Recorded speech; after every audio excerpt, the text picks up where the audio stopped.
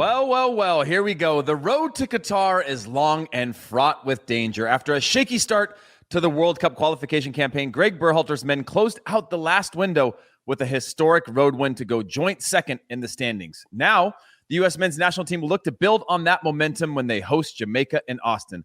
I'm Heath Pearce alongside Jimmy Conrad, and we are going to discuss Thursday's clash against the Reggae Boyz. And friend of the Qué Golazo pod, Wiso Vazquez, will join us later to preview Table Toppers El Tree's game against Canada. Qué Golazo pod begins right now.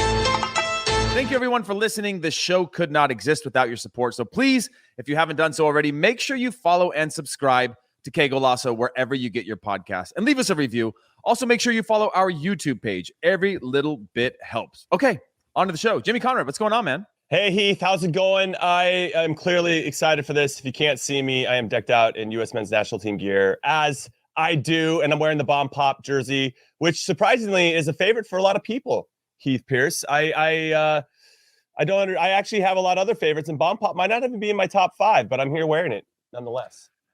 What have you done, a poll or something, or is it just when you wear it, people tend to like it? Yes, a little bit of both. So I'm doing it's a running poll. It actually never ends. And anytime that I wear it, I get more positive feedback than I was anticipating. So that's probably the best way to say it. And for anybody who is just listening to this on audio, that is the classic blue top, white in the middle, red at the bottom. Is that 2014? Is that the era? I don't even know. That's how old we are. Yeah. I got no goddamn idea. Yeah. Which I think it is 2014. Hey, you know what though, Jimmy? I'm blaming the national team for not qualifying for the last World Cup because it threw things off of how 100%. I understand jerseys. But let's talk about U.S. versus Jamaica, Jimmy.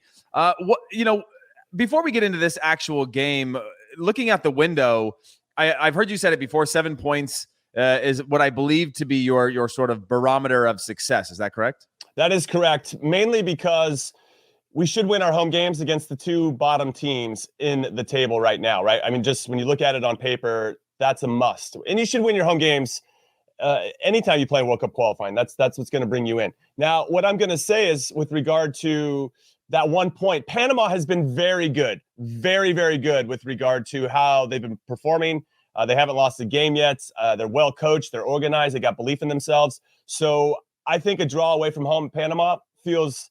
I'd be comfortable with that. So 7 points minimum. And if we get 7 points, I think we've really put ourselves in the driver's seat to book our spot to the World Cup. Yeah. And you talked about the U.S., right? Learning how to not lose, learning how to stay in the games. And it seems like Panama, and we're not here to talk about Panama just yet. We will when we get to that preview pod. But, there is a value in being able to stay in games and get points against teams. So, I mean, what are your thoughts on just the form of teams just finding ways to get points? It obviously is still so close in the standings right now. Heath, you make a great point about that. And I think that's a quality that every good team has to have if they're going to have success, whether it's in World Cup qualifying, in the World Cup itself, whether you're playing in the Gold Cup, the Nations League, finding ways to win when you don't necessarily play well, kind of leaning into your strengths and actually making that a strength. Maybe we lost that along the way. You and I had talked about it during the summer, that maybe we had lost that identity of always being there to scrap. If the talent part of it isn't working, are we there? Do we have the quality to scrap and still grind out results?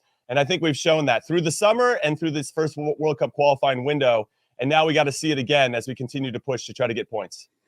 Yeah, so Des, let's take a look at the standings right now before we head into this specific game, just to give people an update on where things are at. We'll walk them through it when you have it. And there you go. You can see clearly that the U.S. has a long ways to go. Everybody has a long ways to go, if I'm honest. But Mexico sit top on 7 points. Canada are on 5. Sorry, it got real small on my screen here for a second there. U.S. on 5. Panama on... Jimmy, can you see it better than me? Yeah. Panama's got 5. Costa Rica 2. Honduras 2. El Salvador 2. And Jamaica 1. So... obviously, again, on paper, we have to do the business against Jamaica, who still haven't figured out who they are as they try to mesh all these players that are coming from the Championship and the Premier League over in the UK with a lot of the players that are kind of making up their team throughout most of these summer tournaments and through World Cup qualifying up until this point. Yeah, so what do you want to see from Gregg Berhalter? I mean, we've been what I think is fairly critical of him the last, in that last 3-game cycle, in a way that I felt that, okay, we've used 21 players of the 26 last time around. But Jimmy, do you remember from your qualifiers, and I this is just something that came up when we were talking about it on HQ the other day, is I don't remember ever rotating a ton of players in qualifiers. Maybe 2-3 when you played a 2-game fixture. Maybe you change out a more pacey vertical striker for one that has hold-up play when you're playing away from home. Maybe you change a midfielder or a center back, or you rotate because of injury.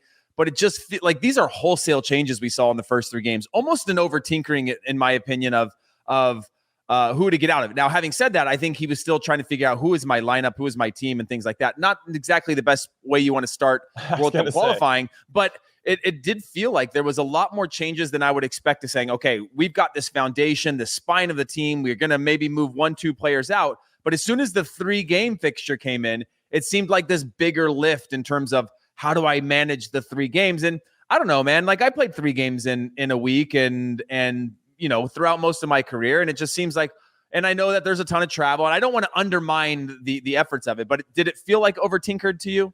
Yeah, 100%. And it does give me pause when I think that our national team coach doesn't know who his best 11 is going into El Salvador, the first game of the whole qualifying cycle. That said, in fairness to Gregg, I do feel like there was an emphasis, and we're also got to throw in COVID and the pandemic and all these rules and regulations that certain countries have to follow, and trying to be thoughtful about that. Obviously, you had a couple injuries. You have the Weston McKennie situation. So there was a lot kind of under the surface there as we're trying to maybe identify our best 11. In fairness to Gregg Berhalter, as he's trying to manage how he can get the most out of this squad. But yeah, 21 players in the first 3 games is a lot. And I don't remember Bruce Arena or Bob Bradley ever using that many players in these big games. Now, they only had to focus on 2 over a qualifying window and not 3. And I do think that makes a difference because you're also trying to, and I think this happens behind the scenes, you're trying to also build rapport with the coaches of these respective players when they play for their club teams. And if you handed back a Christian Pulisic who ended up going back to Chelsea hurt, obviously Thomas Tuchel's like, that's why we don't want him to go, and these are these little things that I think Gregg has to take into consideration. Every national team coach has to take into consideration. That said, and I've said this before, but I'm going to reiterate it. I don't want us to dick around with some, B+, A- squad for this first game.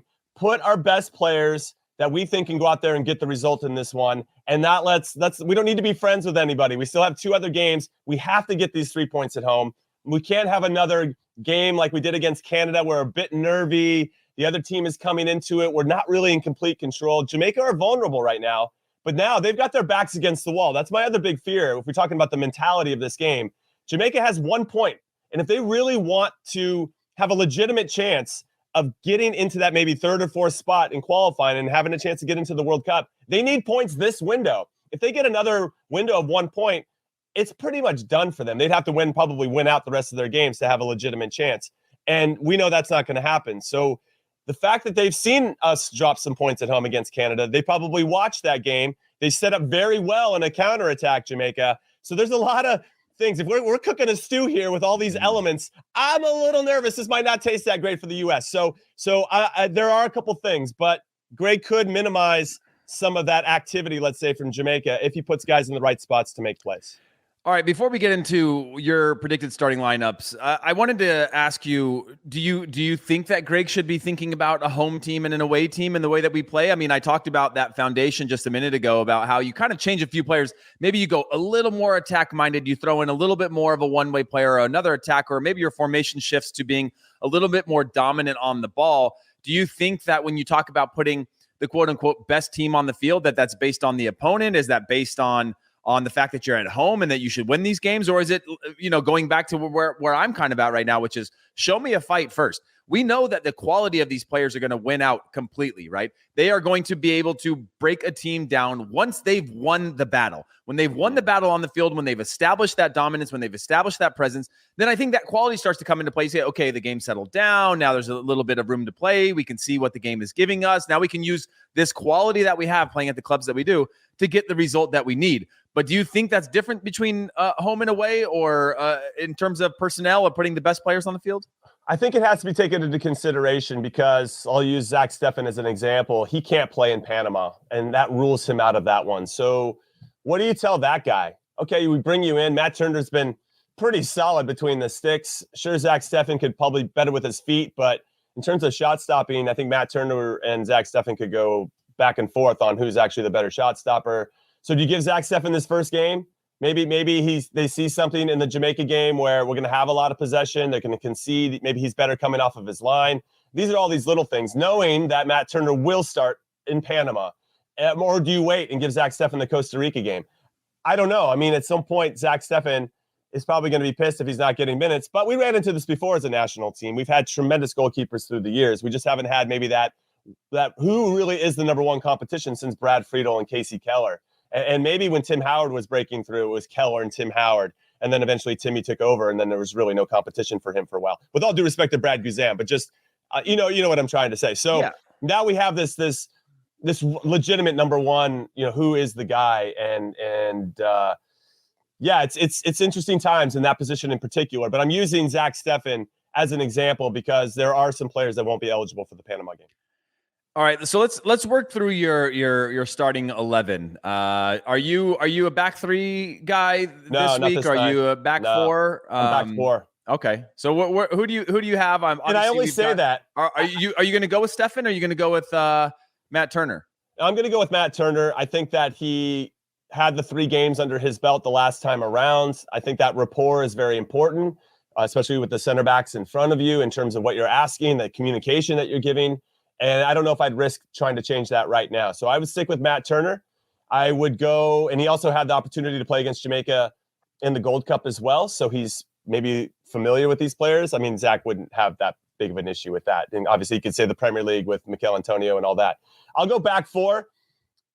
I do believe that we have some recency bias because, as you mentioned before, we had 2.5 months, 2.5 games where everybody was like, Gregg Berhalter might need to go. And then that last 45 minutes against Honduras, everybody's like, oh man, our team's amazing. Look at Ricardo Pepi. He's so good. And we switched to a back 4 though in that game. And it was McKenzie and Miles Robinson. And then Anthony Robinson came in. So I got those 3 in for sure. I would love to see Chris Richards get the run out, but because he's only got 3 caps, because he just doesn't have that you can use it against him, or maybe quite frankly, I think he's got to earn his way back in. Right? I think he earned himself a call up again, playing really well with Hoffenheim. We've seen he's had a few kind of hit or miss performances with the national team, but you maybe he gets thrown into the fire at some point to show that. But I think again, maybe that recency bias is, and sorry to interrupt you here, that recency bias of that back line is really important because when John Anthony Brooks came out, John Anthony Brooks is not coming into this camp. He hasn't been replaced by another defender. We saw Tim Ream being replaced by Zimmerman.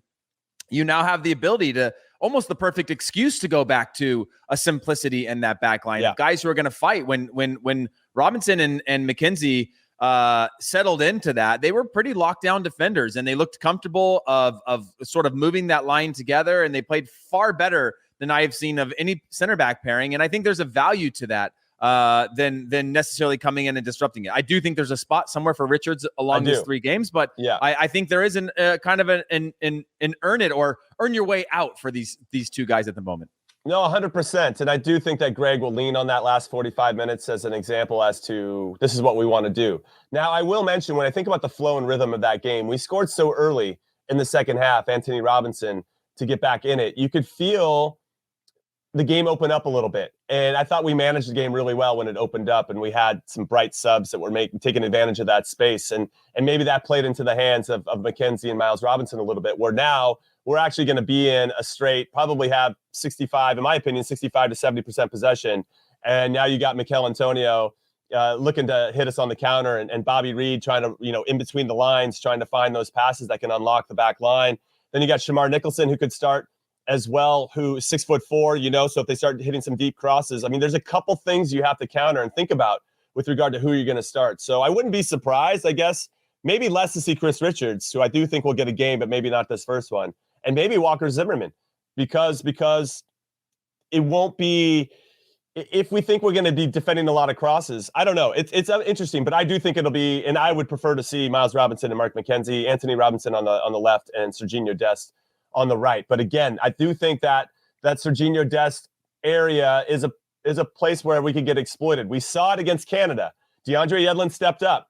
There was a big gap. Miles Robinson didn't slide over, and we got punished for that. So that, I think, and the coaching staff has got to be on it. You got to stay connected to your outside backs in a way that you can give them cover.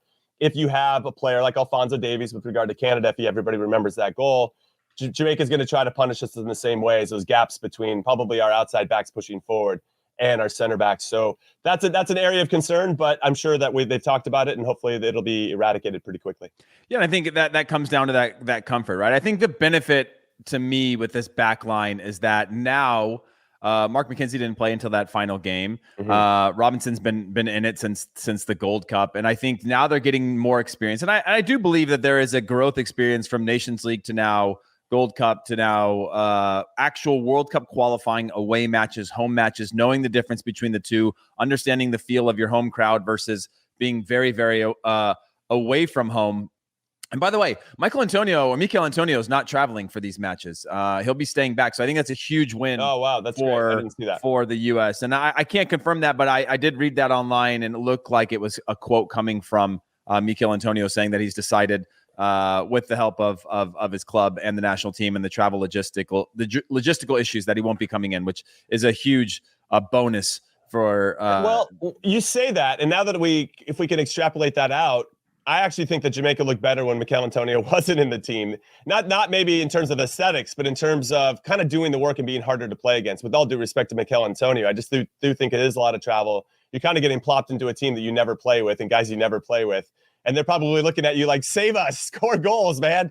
You know, and that's a lot of responsibility, I think, on players when you might not have the supporting cast to put you in good spots to make plays. So in some ways, I actually think Jamaica looked better when they didn't have their superstars. They were tough to play against Mexico, and obviously got a draw against Costa Rica as well. It was the one game at home against Panama where they struggled when they had all their guys. Yeah, it would have been nice for them to have that full roster all summer long to start to figure out how they want to play, right? You can add Antonio, who's the greatest goal scorer West Ham's ever had. But if you can't figure out how to utilize that, and again, I think everybody gets up for a game against the U.S. or against Mexico, and we saw that with, obviously Jamaica giving up that last minute goal against Mexico, but had one chance on goal. But we're fighting and scrapping and things like that. You get up for those types of games, so perhaps they could have gotten more out of the team. But yeah, I certainly agree with you in terms of playing better without him and just having, again, that fight mentality, which holds a lot of ground in CONCACAF. And we saw with the U.S., with Canada, they struggled a little bit when Canada sat back, were disciplined, and were willing to counterattack. So let's get to your midfield. What are you thinking for a midfield? So midfield, Tyler Adams for me has got to sit in the 6. I don't think we necessarily flow as well when we try to cram Costa and Adams into the same space. I feel like they kind of get into each other's way and don't look as comfortable if we try to do a double pivot. And I apologize, my camera decides not to focus right now. But off of his shoulder, I go with Weston McKennie. He seems to have found his footing in Juventus' starting lineup. I think he's starting to be leaned on in a more an influential way with regard to that midfield, which I think is an encouraging sign. Plus, I think that he's going to have something to prove, and he's going to want to totally redeem himself, to borrow the quote from Dumb and Dumber. I think I used it before, and just establish himself as, hey, I am a leader of this team. I made a mistake. Let me prove to you that I can be a guy that we can count on. And I expect a big performance from him, especially at home, which is where all this stuff happened before, when we were at home against Canada and he couldn't get it together. So I think Weston McKennie starts off of Tyler Adams' shoulder. So Adams is in the 6, McKennie's in the maybe a kind of an 8. And then I would love to see Yunus Musa, but to your point about Chris Richards, he's probably got to earn it a little bit, and I think he gets some minutes at the end. But I could really see us probably going with someone, Sebastian Lletget, who's got experience, who's a player that Gregg can lean on in tough moments, is almost a de facto coach on the field, and can keep it together. There might be better options or a variety. You go with Busio, who's just playing very well for Venezia. But even he seems to be a little bit more deep line, and I don't know. I would love to see him pair with Tyler Adams at some point to see if that could work. But I think right now it's Tyler Adams, Weston McKennie, and Sebastian Lletget. And really what has to happen for McKennie or Lletget is they have to still maintain the integrity of their team shape. They can't get too lost going forward, and that's isolating Tyler Adams to have to cover more ground than he should. Yeah, I think we get a little bit fooled with the quality of the player that we have in terms of our buildup, right? And I go back to, again, when we had Paul Arriola on HQ the other day talking about how they're going to get more vertical. And that, to me, was like, okay, that makes sense with Tyler Adams and Weston McKennie. I think Tyler Adams has really struggled. I don't want to say struggle because it's the wrong word, but in a way struggled to be our playmaker at the 6. But I'll use it. I'll double down on it. Has struggled to be our playmaker at the 6, right? That comfort on the ball. And again, I always go back to the Nations League final that the U.S. only started getting better when they figured out how they can break the half press or the faux press of Mexico, who I don't think were doing it really well. And then as soon as they did, we started to have that triangulation in the midfield that allowed us to advance forward and break them down and pull those players apart. And I think we've gotten away from that, which I'm fine with, because I think we can play vertical. I think we do have the strengths to play vertical. I think we do have the ability to win balls, get the ball down and face the field. I go back to Ricardo Pepi, where every time he got the ball at his feet, he was just trying to feed Pulisic, who is now facing the field. And now you're off, changing the point of attack and creating these imbalances on the other side of the field. And I think about that a lot in the sense of when we have a Costa and Adams together, or even sometimes Lletget, I feel like we try to play, but kind of not really. There's not a confidence. When I look at the way that El Salvador plays, Honduras plays, Panama, these kind of Central American sides that will play through everything, right? Little flicks, touches, that comfort, that technical ability, and it's risk-taking, but it works, and it's beaten the U.S. consistently, as well as other teams in CONCACAF. I don't think we're there yet in terms of that comfort and willingness to take risks in that sort of chaos, because it is a different type of build-up play. So I do like what you're saying in terms of McKennie and Adams, allowing one of them to be potentially a late runner while still having a balance with a Lletget or a Yunus Musa if you allow him to spring forward, but making sure you constantly have that balance, that you're not sitting with the double pivot or two guys just sitting too deep, where now we're just blocking lanes to our striker, we're blocking lanes to our attacking players, but still providing something. So Jimmy, let me get your front line. Yeah, I will be really surprised if it's not this, but then kind of with Gregg Berhalter, you never know, because he does have some loyalty to players that I think extends past what we think it should. Oh, you're going to start Jossie Zardes? You're going to start Jossie Zardes? No, but I went and looked, I took a lap around all the American soccer literati to see who they thought the projected starting lineups were going to be. And there were some that had Zardes in, and I think they're trying to get ahead of what they think Gregg's going to do. I don't agree with that. I think Ricardo Pepi will be the starter. He should be the starter. And he's proven it already. He had a good game actually in Austin not too long ago with FC Dallas. So, he knows how to score and feels comfortable in that stadium in particular. Brendan Aronson, for me, has to start. He's been very good for RB Salzburg and 5 goals in 10 games for us, and he does the thankless work as well. He's not afraid to press that counter press right after we lose a ball. He's very good at. He sniffs out stuff. I really like players that are like trying to anticipate and sniffing out potential ways to nick a ball away and having that counter for us. And then I think the big one is, and I'm going to go with Timothy Weah because I believe he's playing very well for Lille, and not to take anything away from Matthew Hoppe or anybody else, Paul Arriola, that's obviously in the team. And I had a question for you. I mean, Paul Arriola, they're basically doing he's doing all the appearances, right? Any press conferences. There's got to be something to that, right? Yeah, right. I'm like, I think he might be starting Paul Arriola here, which is okay. He comes in and he works hard. He's going to grind it out and do his thing. But I'd almost rather see Weah here. I think he's earned the opportunity. He got called in before, but had an injury. Matthew Hoppe obviously was in between teams and trying to figure that out, and now he's back as an option. I like Hoppe as a super sub in this particular first match. Arriola could be the same, but ultimately I would go with Aronson and Pepi and Weah, and I think those guys will definitely produce at least 1 goal. Yeah, and by the way, you can catch that. Qué Golazo sat down with Ricardo Pepi recently. You can catch that full interview on the YouTube channel. And Jimmy, I wanted to say this real quick. I am obviously a huge advocate for Pepi, but we know what happens with young players when they've been given the world all of a sudden, right? You've lived your whole life proving people wrong, and now you've been on the big stage. And there's always that little moment. Weston McKennie's gone through it. A lot of our national teams have gone through it, where they go from being just a guy to being the star. And sometimes you need to be able to guide that and shape and nurture that. And I don't think Pepe's one of these big ego guys, but it is really hard to do what he did and not think that you've made it, right? And I think he has a different mentality. So I'm wondering if there is an ability to have him come in the second half, 60th, 65th minute, and say, hey, go do the same thing here. We're going to give it to you in a smaller sample size. Yeah, right. And not put the game on your shoulders from the very beginning, where we know Zardes, we know what we're going to get from him. That's the only thing that I could see happening. And then the Arriola thing, I agree with. I also think he's just the most well-spoken on the team and the most, brings a lot of experience in terms of understanding the time and the place that isn't going to throw something into the media that's going to allow us to latch our teeth onto and talk about for a week. But Any other thoughts on this starting lineup before we go to break? No, I don't have any. Okay, give me your must plays then. I guess I know that's circumstantial, but you talked about Matthew Hoppe.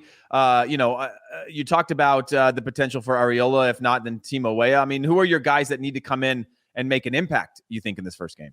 Well, yes, Matthew Hoppe, I think, is a big opportunity for him, but he seems to have so much confidence in himself. You could not start him for 3 games. He'd come on and try to light you up and fight you. You know, he's got that Clint Dempsey chip on his shoulder, which I really appreciate. It's nice to see, and it's a nice contrast to some of the other guys who, I don't know, I'm kind of curious how he blends in with everybody else. We seem to have a nice group of human beings in our team, and I love that. I love the culture that Gregg has set, both with regard to on the field, personality, and that grit we were talking about. That grit's really important if you're going to win anything of consequence and be a team that's going to be responsible and accountable and going out and getting results. And then obviously off the field.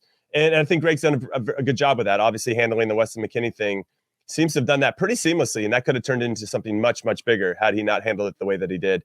With regard to your question, ultimately, all these players have something to prove, and all these players have something to lose in some capacity. Obviously, some might have a longer leash than others, but this is the game we have to win. And as I mentioned before, there has to be that urgency. I don't want to see us only have that for 10 minutes of a half. I don't want to see us just have that for maybe the whole game. We need to be on the front foot, putting Jamaica, and putting them under a ton of pressure, and not allowing them to do the things that they want to do. And they were very good.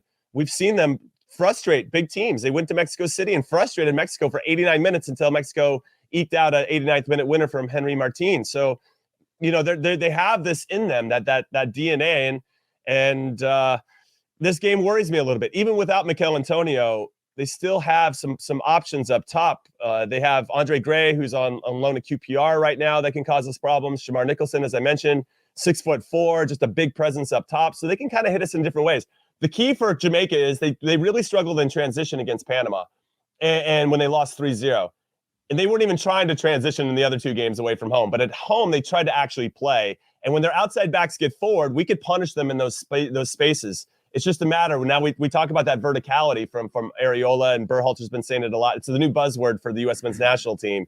But for me, it's just, okay, if we're going to put in some players that can stretch us out a little bit and get in behind the defense, it's only going to open up more space for the Brendan Aaronsons and all that. And I don't know if they're just throwing that out there because teams probably recognize that if they sit back against the U.S., we don't really have too many answers. So to get back to the theme that I said in the last qualifying window, and then I'll pass it over to you, Heath, we have to take what the opponents are giving us. And if they're going to give us that spaces out wide to hit deep crosses, dude, then just do that. And then eventually they're going to get frustrated. We got to win the second balls, keep them under pressure, and then the game will open up. So that first goal will be important for us to get some confidence. Hopefully we're the ones that score it. And if we don't, it could get a little squeaky bum time. But I think we're going to have enough in this first game. Well, I will say that that's exactly how the U.S. played in that second half against Honduras, right? 1, 2, 3 touches in the same way that Panama beat Jamaica in those games. 1, 2, 3 out wide, whip the ball in, finish the ball off. And I think there's an efficiency to that you shouldn't forget. And by the way, speaking of Jamaica, Mark McKenzie, who's got Jamaican heritage, sat down with Luis Miguel Echegaray on the Qué Golazo pod, talking about his Jamaican heritage, moving to Europe, and as well as his start to life as a senior international. So if you're listening to the podcast, here is a short snippet of their chat. I know this game is specifically important for you and your family. Why don't you tell the people why that is? Yeah, I'm half American, half Jamaican. I got my dad, he's Jamaican, born and raised, moved to the States after right before college. And then, my mom, born and raised in New York City, in the Bronx. So, I got both sides. New York City, baby. Ready to boogie down. So, I got both sides of the fam, but they all love me, just okay, so what's going to happen at home then, Mark? Who's your dad rooting for that night? I mean, look, look, as a dad, I feel like he root for his son, but at the same time, I understand, football is a rivalry thing. So look, either way it goes, I still call him pops, still call me son. Go and get some ackee and saltfish, some avocado, it's all love. For those of you watching on YouTube, you can catch the full interview by clicking the link in the description below. We are going to take a quick break, but we will be right back. Hey everyone, welcome back. And guess what? Sunday, the NFL on CBS welcomes in Week 5 with some fantastic matchups, including Tom Brady and the Bucs hosting the Dolphins, the Saints taking on the Washington football team, and the battle between two of the best young quarterbacks in Los Angeles when Baker Mayfield's Browns meet Justin Herbert's Chargers. Coverage begins at noon Eastern with the NFL Today. It's week 5 of the NFL coming up this Sunday on CBS. All right, everyone. I'd like to welcome in our friend of the pod, Wiso Vazquez. Wow. What's up? Wiso, what's going on, guys? man? Hey. Ready to do this. Been listening. Excited to be on the pod. I got Jimmy that shirt. Man, I hate that shirt. Didn't John Anthony Brooks score in that shirt? He did. It's 2014 World Cup. Now that's ugly iconic. shirt. It's such an ugly shirt, but at the same time, when you look at it, you're like, man, just the balls for the US coming out with it, the pop. But you know what? It's a cool shirt. It's a cool shirt. So it's your shirt's very cool too. It reminds me of like early Cuauhtemoc Blanco. Luis Hernandez. That's a Luis Hernandez. Shirt.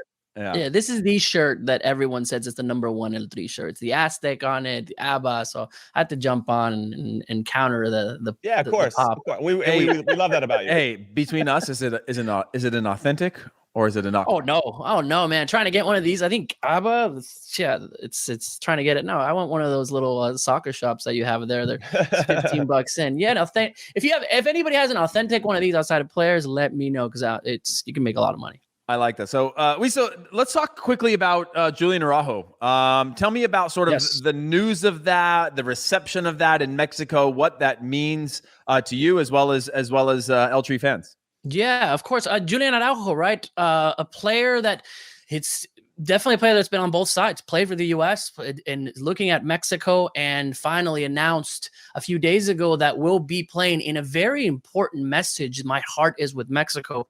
And I have to say, normally when these players come out and say, hey, I'm going to play for this team, there's a lot of negative that comes around it, right? Fans on both sides, coming in and saying, traitor or whatever. But something different happened, I think, and it's happening more with these Mexican-American kids that are coming out, is that both sides are kind of like, hey, you do you, which is really cool from the fan bases. I saw that even with Ricardo Pepi, although we're really, tough to miss a guy like Pepi and look at what he's doing with the U.S. But there was a lot of fans that were like, you know what, you do you, and good luck to you. So Julian Araujo announces it, says, great, thank you for what you did, Gregg Berhalter and the U.S., but I'm going to go with Mexico, the roots, my family, and it's a football. It could be just a decision because he sees himself starting more with the national team in a closer race. That could be it. So LA Galaxy player, but Wiso, I'm just going to jump in really quick. I mean, is even in Tata Martino's plans? I mean, sure, they're happy to convert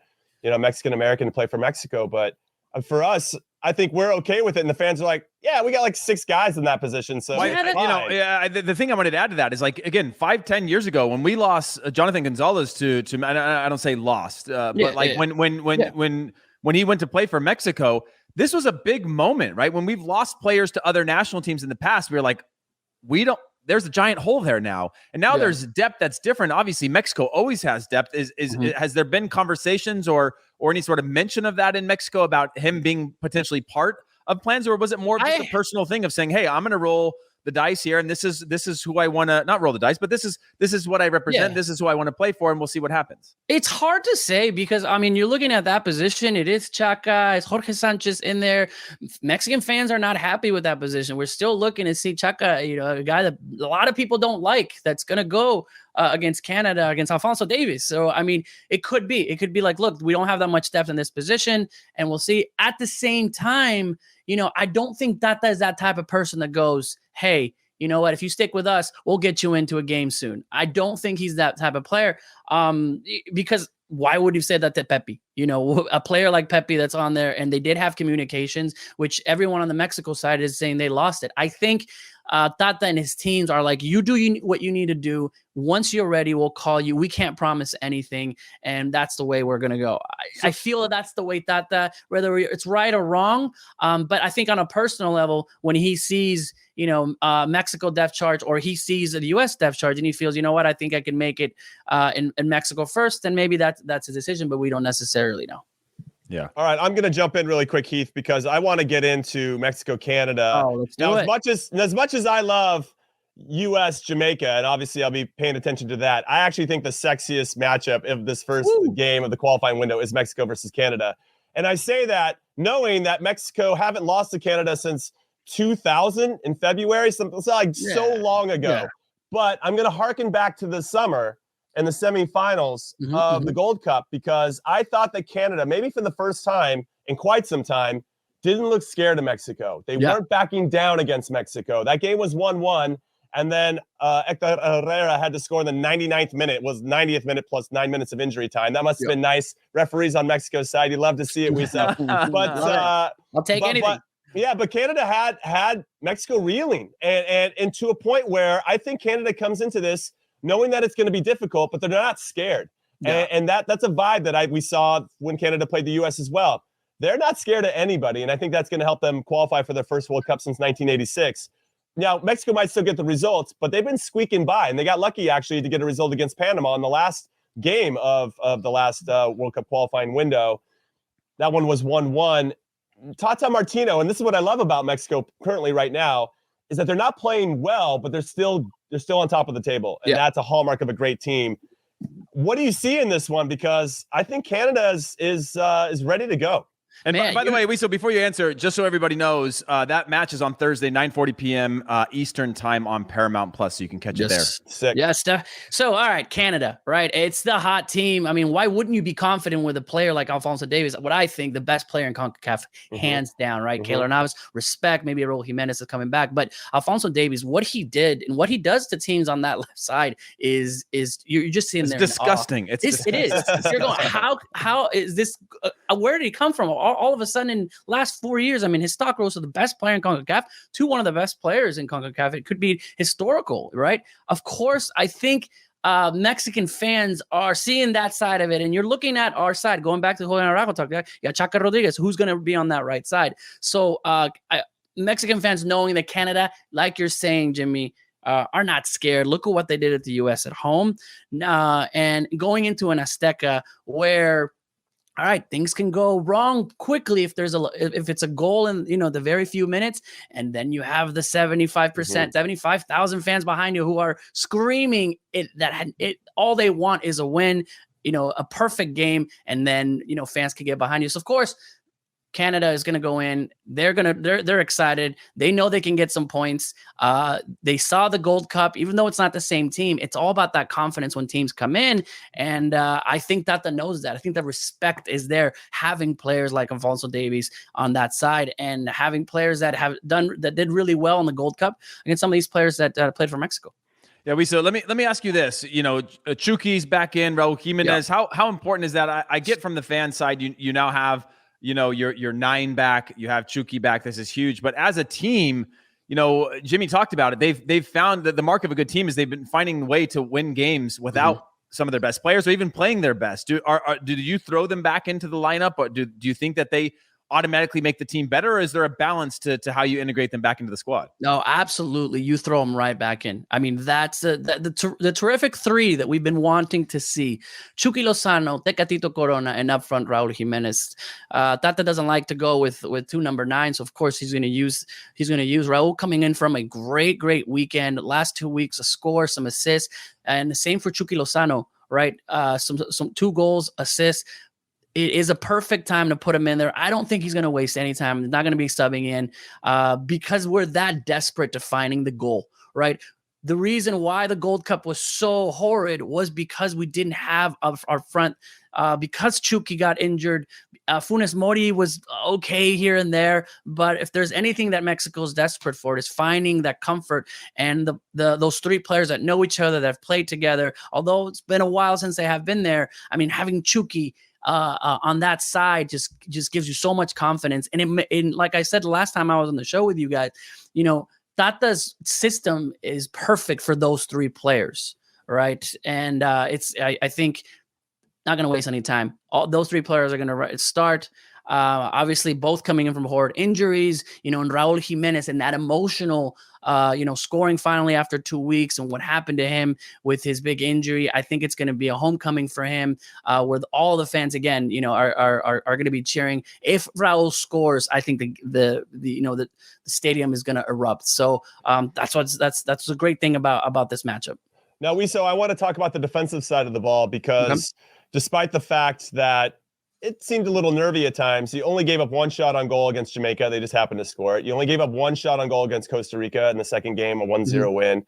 And for the most part against Panama, even though Panama did exploit a few vulnerabilities in the back line, and Panama, I think, has been the surprise team so far in CONCACAF, just in terms of their consistency of their performances.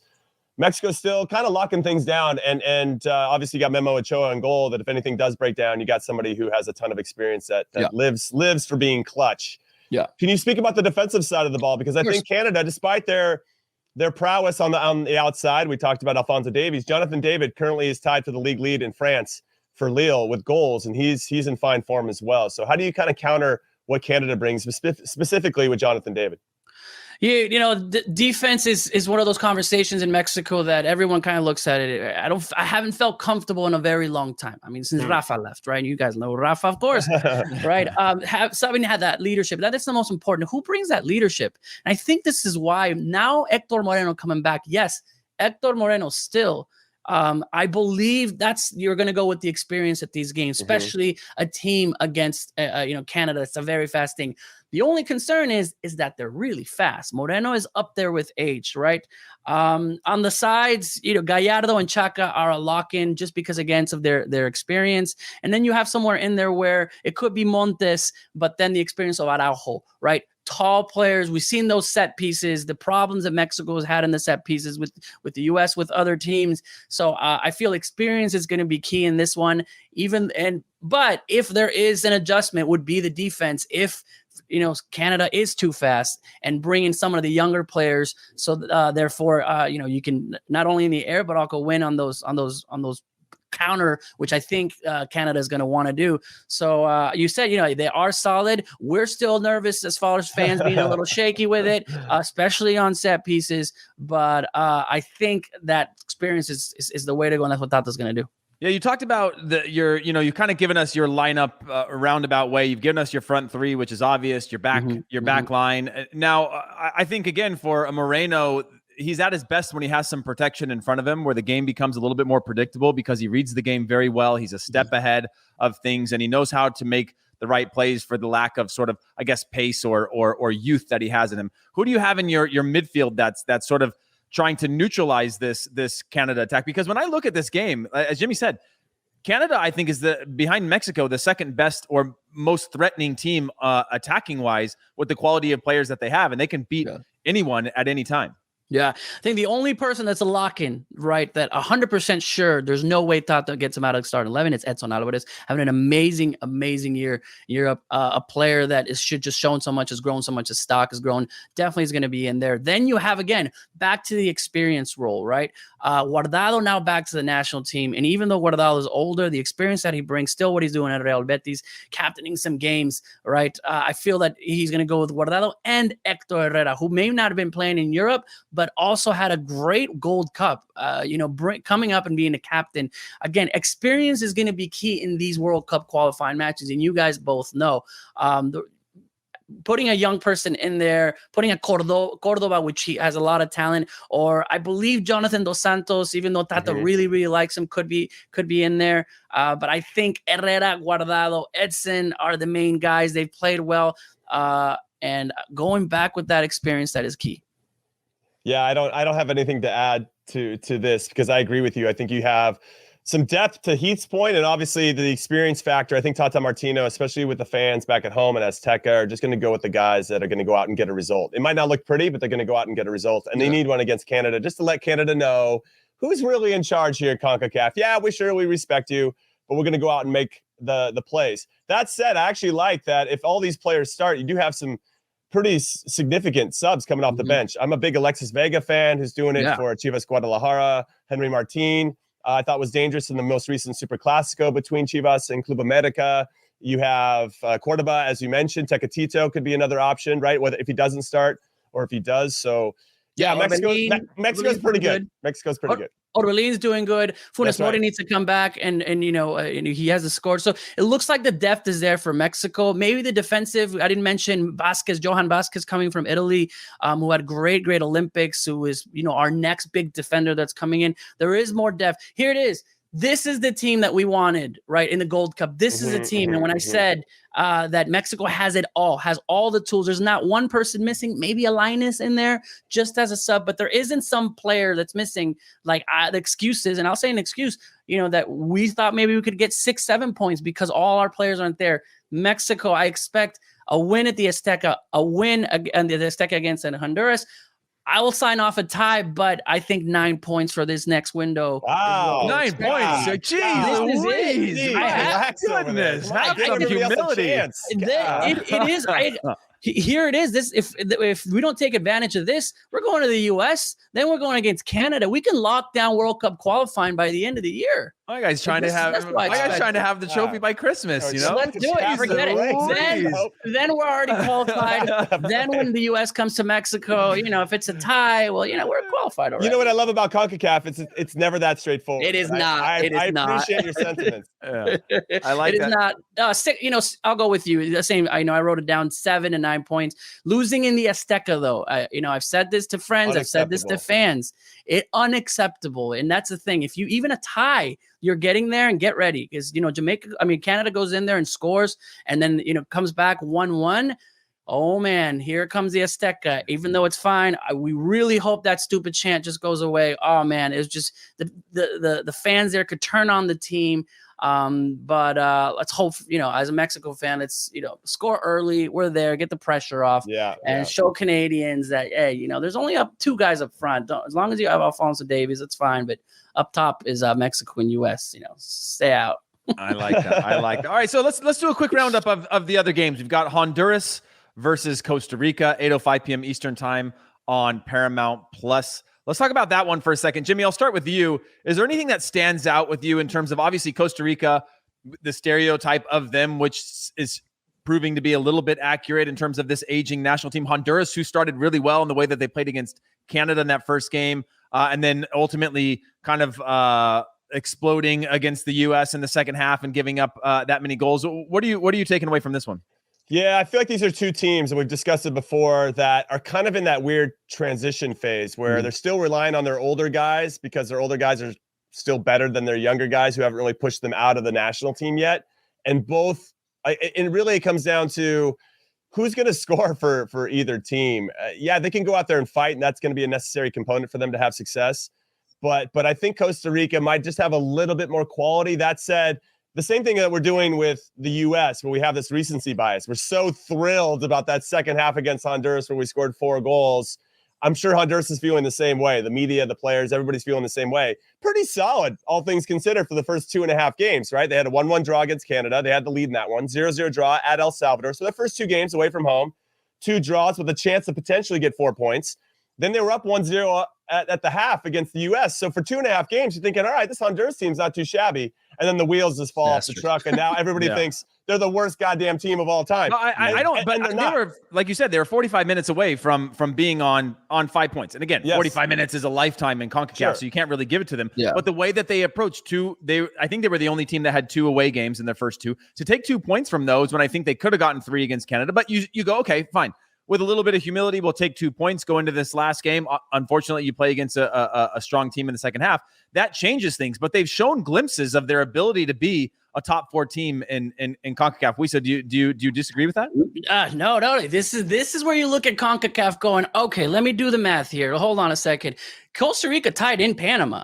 Mexico could not, tied also in Panama. Costa Rica, but then lost to Jamaica. It's like you start making this team won this team, and then this team, it doesn't make sense, right? Honduras had an amazing first half against the U.S. there, and then completely just went out and said, you know what, we're not going to win anymore. wouldn't even try to tie. And Ricardo Pepi came in. It's crazy to go with these two things. I do think that Honduras at home, obviously the home environment in Honduras is tough. And those two teams, I have some Costa Rican friends that are looking at that one and going, man, this is our Clásico. This is like Mexico, US, going into Cincinnati, going into Azteca. We're going to go in there. We need this points or it's over. Jimmy, you said it with Jamaica. It's not only with Jamaica. It's the bottom teams, the three bottom teams. They need a score. And, he said, hey, can you please beat up on Canada? Make sure you beat up on all of them. They're cheering for us, cheering for the U.S. to beat up on these smaller teams, because that Canada, the Panamas, the Costa Rica, Honduras are all going to be fighting, I think, for that third spot. So this is it. This is the World Cup qualifying for them. This is they need a must win. And I'll jump in on the Ticos really quick, because they have a new head coach. Luis Suarez came in, not that Luis Suarez, but another one. He won his first 3 games in charge, though it would be pretty awesome if it was that Luis Suarez. Right? They won all 3 games in their group stage, and they've been winless in 5 games since, and they've only scored 1 goal in those 5 games. That's a point of concern. When they drew 0-0 at home or at Panama on the first day, the first qualifying window, I was like, man, what's up with Costa Rica? But Panama's obviously proven they're going to be a tough test. 1-0 loss at home to Mexico. Okay, that happens. Jamaica. But that 1-1 draw at home to Jamaica when they were up 1-0 after the 3rd minute and couldn't manage it is the one I think that could come back to cost them. So we have a lot of teams that are like, they're like nearly teams. They're good for 90% of the games, but that doesn't get you points in CONCACAF. Yeah. And there's some problems in there with coaching and some players. I think that some players are not liking the coach. So there's a lot of stuff that's happening with Costa Rica. But again, it's CONCACAF. It's that rivalry going in Honduras. Can they drop some points? They did it against Panama. But then, what Honduras is going to show up first half against US or second half against US? That's why I'm going with a tie. Yeah, I will say this. I find it hard at times with the national team with coaches, just because of the fact that you have a rare opportunity in qualifying, right? And if you don't like your coach, you either win with your coach or you win despite your coach, right? And you have an opportunity to do that. And I know it's tough, and I can't be in the environment. I don't know their locker room. I don't know the way in which they train or the way in which he approaches his players. And I've had plenty of bad coaches. In fact, I've had mostly bad coaches in my career when I look back at. Which ones? Say names. I'll let Jimmy say. I'll let Jimmy say. And Heath. Say all of them. I want names. Yeah. I can't. Des cuts up everything and puts it on the internet to make me a star, and that doesn't work. But let's talk about El Salvador, Panama. This one also on Paramount Plus, 10:05 p.m. Eastern time. We saw El Salvador. First 10 minutes against the U.S. really struggled, settled in, and were the better side, I think, on the day in terms of their willingness to compete and understand what it takes in CONCACAF. They now play at home against a Panamanian side who has been, I think, relatively impressive so far to start this campaign. I'll start with you, Wiso. Is there anything in this matchup that stands out to you?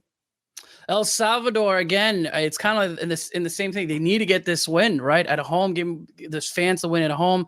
And if they're going to want to do it, it's going to have to this has to be this match, right? You've seen the talent that El Salvador. I think you guys talked about it, and in Mexico, it's like that picardia, these flashy plays that erupts the stadium, and then they get that momentum, right? Of course, we've been talking about you have to win at home, but again, going back, what teams are going to show up? Right? What are we going to see?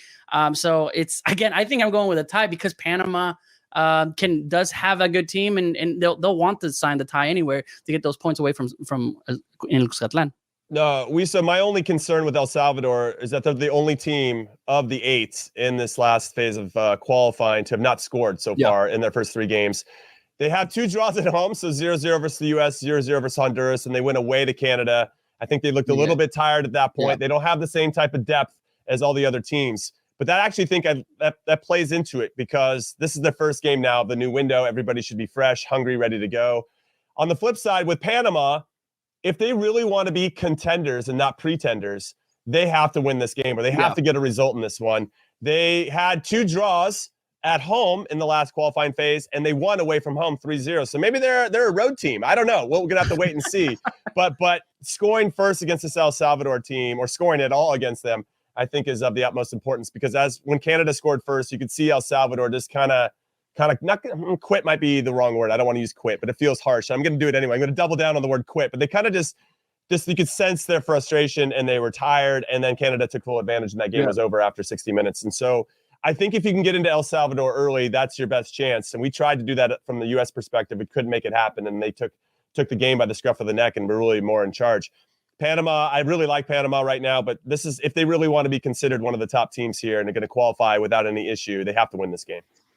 I like that. All right, I'm going to give you guys the stage for your final sort of monologue on this upcoming window. I'm going to start with you, Wiso. Give me your just final wrap up your thoughts for this upcoming qualifying window, or at least these first round of matches. The qualifiers are, again, it's so excited. I mark my calendars for it. And once again, every single match is a watchable match. And that's the cool part about all of this. I think the top two teams, I think the US and Mexico are going to do real well on this round. Like I said, I know you guys laughed about it. 9 points, 7. I'll go with the US too, getting 7 points. But again, it's key to not take points at home. We'll see it. I'm glad everybody's watching, and just like Jimmy said, it never goes as expected. So there's going to be some freakouts. I know for sure. I like that, and I also think the U.S. should take 9 points in this one. But now it just feels like when you say 9 points, it's so far from reality. When you go, look at the players, Jimmy. Why can't they get 9 points? They crushed Honduras for one half. Don't Wiso just jinx Mexico. Yeah. Don't do it. Yeah, I agree. I'm not going to say it. That's why hey, listen. I come from a place of humility here. Jimmy, give me your final thoughts on this one. So I really could see this window going one of two ways. One, we get a clear distance from Mexico. U.S. creates a bit of a gap from everybody else, and now that's going to start to be a 2-horse race. Or we're going to get chaos, which is what usually happens in CONCACAF, and everybody's going to be grouped together in the middle because nobody could get points off of each other. And I'm kind of here for that because it would make Christmas a lot more exciting than seeing Mexico already qualify after 9 games or whatever. So obviously I want the U.S. to not be involved in the chaos either. But I don't know.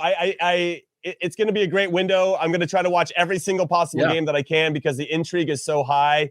And because a lot of the teams that are at the bottom know and they're going to have that desperation to have to survive. And obviously for some of these countries, playing in the World Cup is not, they don't have to win the World Cup, but playing in it is a dream in itself. And so there's that kind of thirst that's hard to replicate sometimes for some of the bigger countries that expect to qualify for World Cups.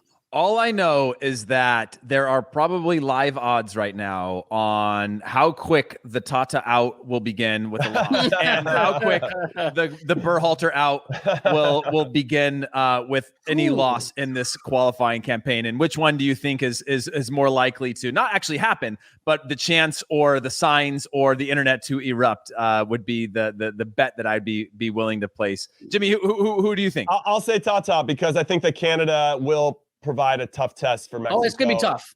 I do. And I think Jamaica will be tough for us at home, but there's something about Canada not being scared of Mexico this time around. And the longer that game goes 0-0 or if Canada scores first, you're going to see Tata out in like 15 minutes, But and it's interesting because, and it's hard to go back to it, but then I could just see also on a positive, completely different. Canada has not been, those players have not been in the Azteca, guys, right? The altitude, the 75,000 fans that are there, it is intimidating, and that's what the Azteca brings. It's bad for both teams sometimes. So when someone said, is it going to benefit? Well, it could turn on you, but it's going to be bad for Canada. Interesting to see what's going to happen. So this is CONCACAF qualifying. If I'm looking at the betting odds, trying to see if I can get some parlays and just going, it's not going to work. I like that. Well, guys, just a reminder, on Thursday, we'll be going live on YouTube to recap the action from Austin. Join us there and be part of the conversation in the comment section. If you have a question for us, then head over to Apple Podcasts, leave Qué Golazo a 5-star review with your question, and we'll try to get it to you guys on the next pod. Thank you so much, Wiso, for joining us. Thank you, Jimmy, Conrad, and we will see you guys on Thursday. Later. Adios.